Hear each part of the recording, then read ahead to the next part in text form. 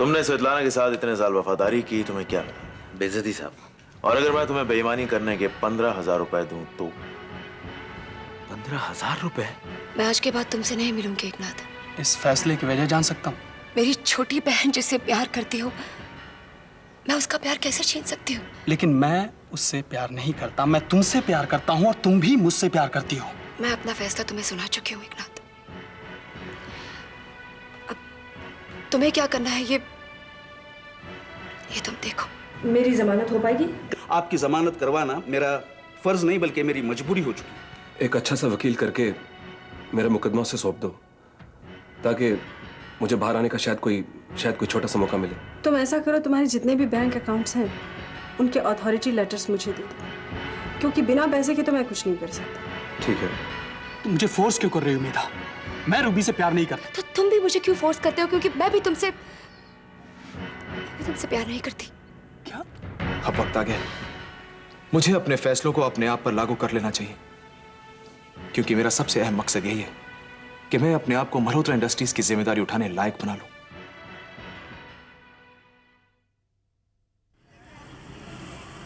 I am sorry, यही होता है जब कोई बुजुर्ग अपने बेटे और बहुओं के कमरे में आते हैं। ताऊ जी। पूजा, तुम्हें इनके पांव छूने की कोई जरूरत नहीं है, क्योंकि पांव किसी की उम्र देखकर नहीं, उनके कर्म देखकर छुए जाते हैं। हमारे लिए तो एक घर के बुजुर्ग हैं, इसीलिए हमारा फर्ज बनता है। और इन्होंने जो अपना फर्ज निभाया उसका क्या? ये हमारे बुजुर्ग नहीं, इस खानदान पर एक बदनुमा दाग है, आस्तीन के सांप है ये। किसी के लिए ऐसी बुरी बातें नहीं कहते। और इन्होंने जो हमारे साथ किया उसका क्या? क्या वो बुरा नहीं था? हमारे लिए यही सही है कि हम आप दोनों के रिश्तों में ना पड़े। पूजा।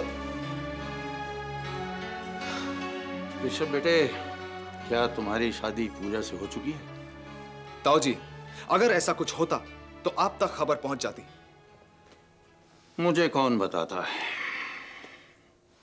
एक तो मेरे कुकर्म हैं और दूसरे मेरी बदकिस्मती। इस उम्र में मैं जैसे लावारिस सा हो गया। बुढ़ापे में जिस आदमी की पूरी दुनिया छीन ली जाए, उसके जैसा बदनसीब और कौन होगा? मेरा तो जन्म जैसे बेमतलब हो गया है। वो कहते हैं ना ताऊ जी, आदमी को अपने पापों की सजा इसी जन्म में भुगतनी पड़ती है। ये नर्क तो आपको भुगतना ही था। लेकिन इसके लिए इतनी बड़ी सजा? मैंने एक गलती की थी, उसकी मैं हाथ जोड़कर माफी मांग चुका। आपने गलती नहीं ताऊ जी, आपने गुनाह किया था। लेकिन इस गुनाह के पहले मैं मल्होत्रा इंडस्ट्रीज की सेवा भी तो करता आया हूं। तुम्हारे जन्म से पहले से मैं इस कारोबार से जुड़ा हुआ हूं। मैंने मेहनत की है, पसीना बहाया है, और इतने सालों में कुछ ऐसा नहीं किया जिससे किसी को तकलीफ हो। बेटा, मेरी सारी जिंदगी की मेहनत पर मिट्टी मत डालो, ऐसे तो मैं चैन से मर भी नहीं पाऊंगा। बेटा, मुझे एक... ताऊ जी, आप पर दोबारा एतबार करना बेवकूफी होगी। बेटा, ऋषभ बेटा, मैं तुमसे हाथ जोड़कर विनती करता हूं, मुझे सिर्फ एक आखिरी मौका और दो। मुझे अपनी गलतियों का एहसास हो गया है। स्वेतलाना के बारे में जब मुझे पता चला तो मेरे खून में भी उतना ही उबाल आया था जितना तुम्हारे खून में आया होगा। मैं मल्होत्रा इंडस्ट्रीज की सेवा करते करते ही मरना चाहता हूं। तभी मेरे पाप का प्रायश्चित होगा और तभी मेरा यह जन्म सार्थक होगा। बेटा, ये पिछले 30-35 सालों में पहली बार है जब मुझे एजीएम में नहीं बुलाया गया। मेरा जी चाहता कि मैं खुदकुशी करूं। बेटा, मुझे माफ कर दो। बेटा, मुझे माफ कर दो। ताऊ जी प्लीज। वैसे तो आपका गुनाह माफी लायक है नहीं, लेकिन फिर भी मैं बोर्ड ऑफ डायरेक्टर से बात करूंगा आपके लिए। आप अपनी बात कहने से पहले मेरी बात सुन लीजिए। आप उनसे कह दीजिए कि सोने चांदी हीरे जवाहरात से मेरी आंखें नहीं चुंधी आती। नहीं, बेशक उनका मतलब वही था जो उन्होंने कहा। और जब मैंने कह दिया कि मैं अपने उसूल से हिलूंगा नहीं, तो फिर हिलूंगा नहीं। मैं एक सच्चे दिल वाले मुजरिम की पैरवी कर सकता हूं, लेकिन एक झूठे दिल वाले बेगुनाह की पैरवी नहीं कर सकता। एक बार कह दिया मैंने। मैं आपको बाद में फोन करता हूं। मैंने कहा ना, बाद में फोन करता हूं मैं आपको।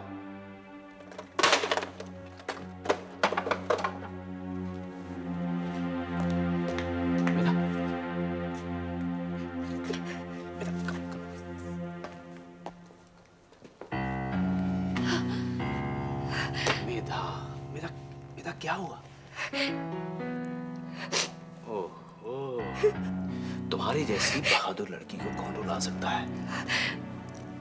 मुझे बातों से मत बहलाओ सुनील। इतने लंबे अरसे से जो बदकिस्मती में झेल रही हूँ, उसके लिए एक ना एक दिन तो रोना ही था। ओके, अच्छा ये बता दो कि तुम कितना रोने वाले हो, ताकि उसी हिसाब से मैं तौलिया और रुमाल का इंतजाम कर लूंगा। मजाक मत करो सुनील। मुझे खुद नहीं पता है कि मेरे आश पर पिछले कितने आंसुओं का कर्ज है।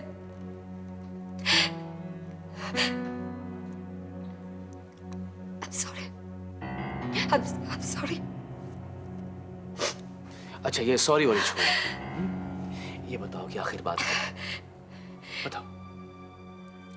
तुमने जैसा कहा मैं वैसा करा ही सुनील। मैं फिर एक बार अपने प्यार की कुर्बानी चढ़ाई। क्या किया तुमने?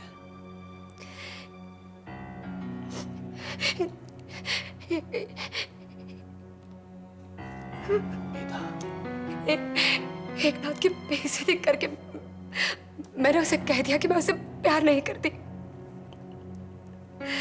कितना कितना दर्द दे आई मैं उसे। तड़प उठा वो। सुनील वो मुझसे प्यार करता है, बहुत बहुत प्यार करता है।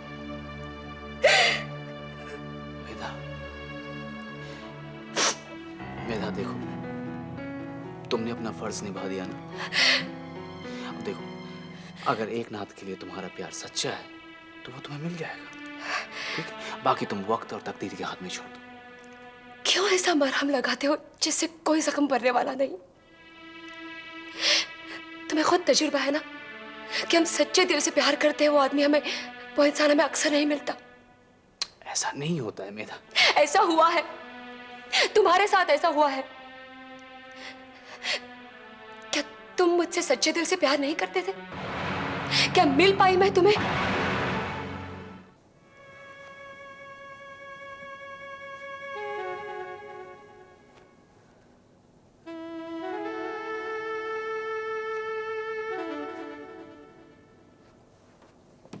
माँ जी, मैं ये सब क्या सुन रहा हूँ माँ जी? ये कैसी आफत आ गई इस घर पे? पता नहीं शंकर, जब मुझे ही कुछ नहीं पता तो मैं तुझे क्या बताऊं? कितना हरा भरा था ये घर, और आज देखिए कैसा मातम छाया हुआ है यहाँ पे। हाँ, जब बदकिस्मती आती है तो दबे पांव चल कर आती है। मैंने तो अपने बुरे से बुरे ख्वाब में भी ये नहीं सोचा था कि मुझे ये दिन देखना पड़ेगा। लेकिन माँ जी, ये सब हो कैसे गया? मुझे तो सड़क पर एक आदमी बता रहा था कि मेम साहब ने कुछ करोड़ों का घपला किया है और वो फरार है। ये सुनकर मुझसे रहा नहीं गया माँ जी। मैंने उसे इतना मारा कि अधमरा कर दिया। वो सड़क पर अभी पड़ा होगा। मेरे घर पे कीचड़ उछाल रहा था। शंकर, अब ये घर तेरा कहाँ रहा? तू तो नौकरी छोड़ चुका है ना? माँ जी, मैं नौकरी छोड़ चुका हूँ, लेकिन मेरी आत्मा हमेशा यहीं थी। मैंने कितने साल इस घर का नमक खाया है। अब माँ जी, नाराजगी तो अपनों से हो ही जाती है, इसीलिए मैं खुद आया था मेम साहब से माफी मांगने के लिए। मेम साहब जैसी भी हों, लेकिन करोड़ों का घपला वो ये नहीं कर सकती, ये सच नहीं है। हाँ शंकर, उसके खिलाफ किसी ने साजिश की है। मुझे जिस दिन मालूम पड़ गया ना माँ जी कि वो कौन आदमी है, मैं उसके टुकड़े टुकड़े कर दूंगा। लेकिन पहले माँ जी, मैं मेम साहब से माफी मांग लूं। मेम साहब कहाँ है माँ जी? पता नहीं। लगता है आप मुझसे अभी भी नाराज हैं। मुझे सचमुच नहीं पता कि वो कहाँ है। अगर मुझे पता होता तो मैं क्या तुझे नहीं बताती? उसने कल फोन जरूर किया था, लेकिन वो ये नहीं बता रही थी कि वो कहाँ से बोल रही है। देखिए, मैं आपके हाथ जोड़ता हूँ, दोबारा अगर उनका फोन आए ना तो आप मेरी तरफ से उनसे माफी मांग लीजिएगा और उनसे पूछिएगा कि शंकर उनकी सेवा में कहाँ हाजिर हो जाए। पूछूंगी, लेकिन मुझे नहीं लगता कि वो बताएगी। बताएंगी, जरूर बताएंगी। और अगर वो नहीं भी बताएंगी तो मैं जैसे भी हो ढूंढ कर उन तक पहुंच जाऊंगा। शंकर, तेरी वफादारी देखकर दिल खुश हो गया। मैं उससे जरूर पूछूंगी, शायद उसे तेरी जरूरत पड़े।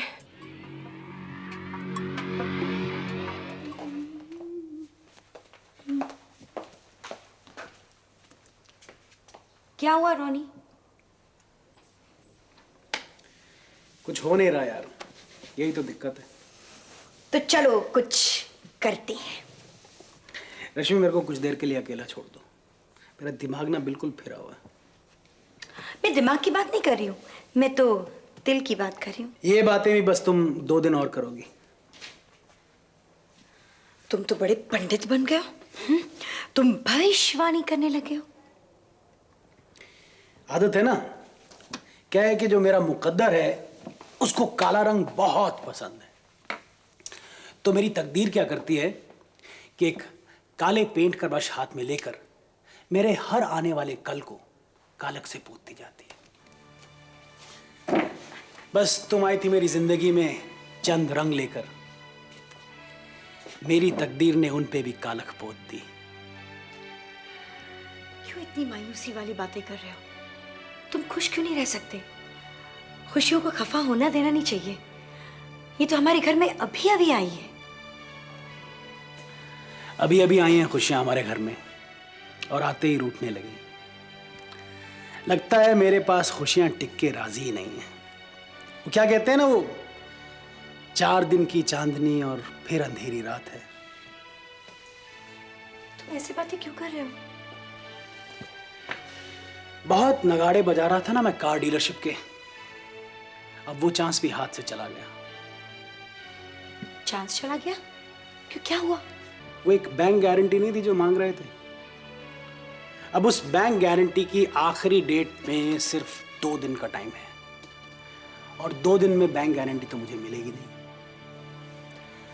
अब तो कोई ऊपर वाला चमत्कार कर दे तो कर दे, वरना कार डीलरशिप तो मेरी है। 2 दिन तो बाकी है ना। तुम 2 दिन बाद परेशान हो लेना। तुम भी रश्मि अपना सामान समेटना शुरू कर दो। तुम क्या समझते हो, अगर तुम्हें कार डीलरशिप नहीं मिली तो मैं तुम्हें छोड़कर चली जाऊंगी?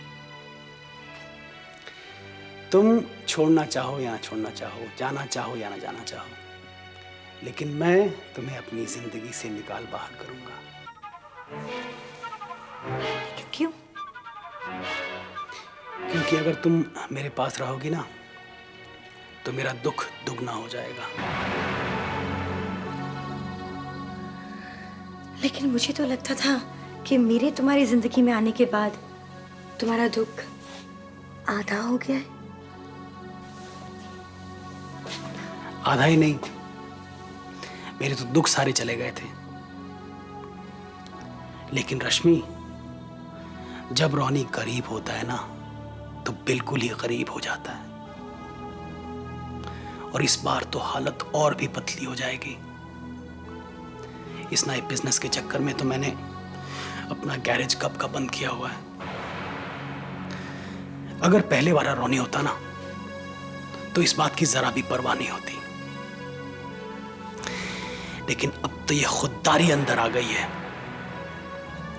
किसी के सामने हाथ भी नहीं फैला सकूंगा ना। अब तो ये सोचना भारी पड़ रहा है कि 2 वक्त की इज्जत की सर उठा के रोटी कैसे कमा सकूंगा। तुम सिर्फ अपने इस बिजनेस कार डीलरशिप के बारे में सोचो। बैंक गारंटी के लिए अभी भी 2 दिन बाकी है। लेकिन आएगी कहां से बैंक गारंटी? रंजना देवी से। रंजना देवी?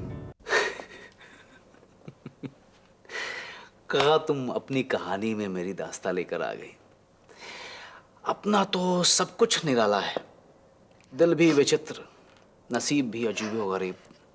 बड़ी स्पेशल किस्मत है अपनी। मेरी जिंदगी में आज तक मेरी पहली चाहत कोई भी पूरी नहीं हो पाई, फिर दिल को बहला फुसलाकर दूसरी चाहत में फंसा दिया। रितु से तुम्हारा प्यार कॉम्प्रोमाइज है? बहुत प्यारा सा क्यूट सा कॉम्प्रोमाइज। और यकीन मानो मुझे कोई गिला शिकवा शिकायत नहीं है। हाँ, अगर आप मिल जाती तो जिंदगी के रंग कुछ और होते। पर रितु भी अपने साथ जो जिंदगी के रंग लेके आई है ना, वो भी बहुत दिलचस्प है। सुनील, तुमसे मेदार छूटी तो रितु मिल गई, मुझसे ऋषभ छूटा तो एकनाथ में नहीं मिला। तुम्हारी बदकिस्मती एक हादसे के बाद खत्म हो गई, लेकिन मेरी बदकिस्मत तो एक सिलसिला बनकर रह गई है। लोग प्यार करने के बाद हंसते हैं, मुस्कुराते हैं, खुशियां मनाते हैं। और मैं कब तक प्यार करने के बाद आंसुओं का दस्तूर निभाऊंगी? हाँ? अगर अपनी बदकिस्मती पर इतना भरोसा है तो अपनी किस्मत पर भी यकीन रखो।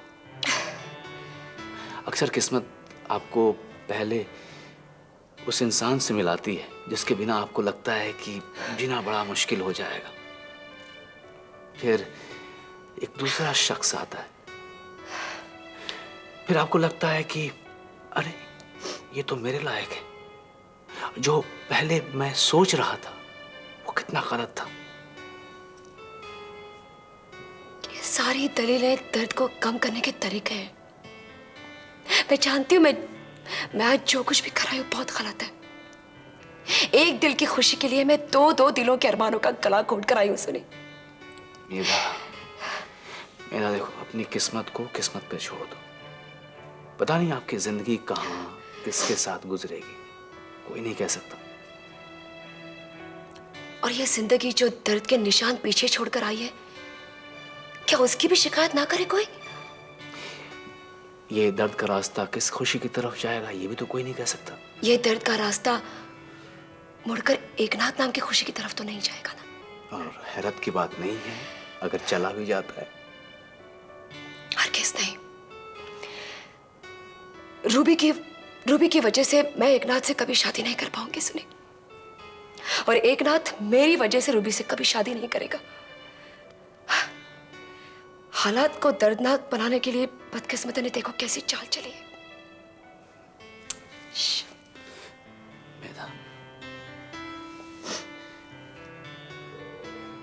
कंपनी के नए चेयरपर्सन के लिए मिस्टर करण सिंह ने रंजना देवी का नाम प्रपोज किया है। हम इस प्रपोजल को सेकंड करते हैं। कि कोई भी डायरेक्टर किसी और कैंडिडेट का नाम प्रपोज करना चाहता है?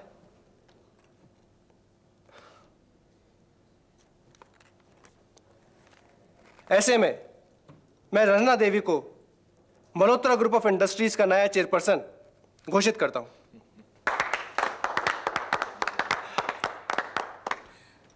आइए रंजना देवी प्लीज।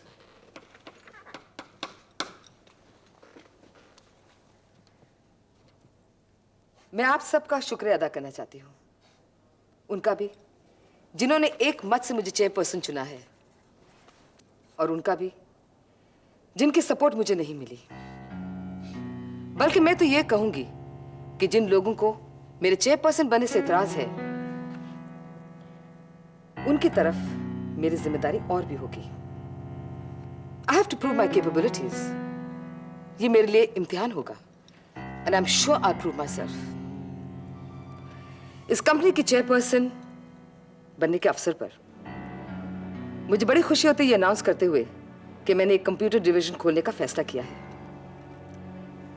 उसकी वजह यह है कि हाल ही में हमारी कंपनी में बहुत सारी गड़बड़ हुई है।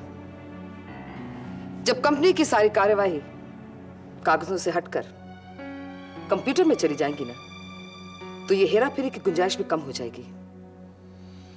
और इस डिवीजन के सारी जिम्मेदारी मैं ऐसे इंसान को दे रही हूं जो इस कंपनी का डायरेक्टर भी है और सॉफ्टवेयर एक्सपर्ट भी है, मिस्टर करण सिंह।